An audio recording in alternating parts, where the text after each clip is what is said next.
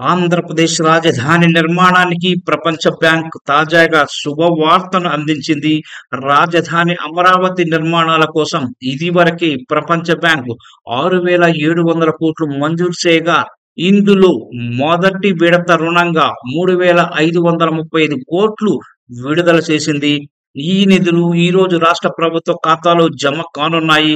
దీంతో అమరావతి నిర్మాణంలో ఒక ముఖ్యమైన ముందడుగైతే పడినట్లయింది. ఇదివరకే రాష్ట్ర ప్రభుత్వం అమరావతిలో రాజధాని నిర్మాణాలను రాష్ట్ర ప్రభుత్వ నిధులతో ప్రారంభించింది. ఇప్పుడు ప్రపంచ బ్యాంకు నిధులు విడుదల చేయడంతో త్వరలోనే ఆసియా అభివృద్ధి బ్యాంకు నుంచి కూడా మొదటి విడత రుణం విడుదలయ్యే అవకాశాలు కూడా ఉన్నాయి. ఏడీబీ 6,700 కోట్ల రూపాయల రుణం మంజూరు చేసిన విషయం కూడా తెలిసిందే. ఈ రెండు బ్యాంకుల నుండి 13,600 కోట్ల రూపాయలు రుణం రూపంలో అందుతుండగా, అదనంగా 1,400 కోట్ల రూపాయలు కేంద్రం ఆంధ్రప్రదేశ్ రాష్ట్రానికి ప్రత్యేక సహాయంగా అందిస్తోంది. మరోవైపు హడ్కో నుండి 11 కోట్ల రూపాయల రుణ సమీకరణకు ప్రభుత్వం అన్ని ఏర్పాట్లు చేసింది.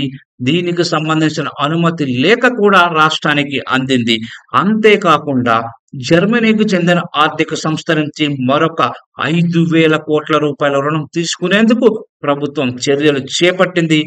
నిజానికి ప్రపంచ బ్యాంక్ ఏడీబీ రుణాలు గత డిసెంబర్ నెలలోనే ఆమోదం పొందాయి.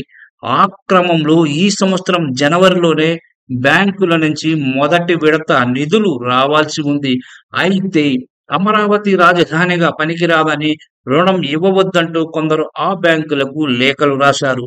ఈ అభ్యంతరాల నేపథ్యంలో వాటిని పరిశీలించి నిర్ణయం తీసుకునేందుకు 2 నెలల పాటు ఆలస్యమైంది.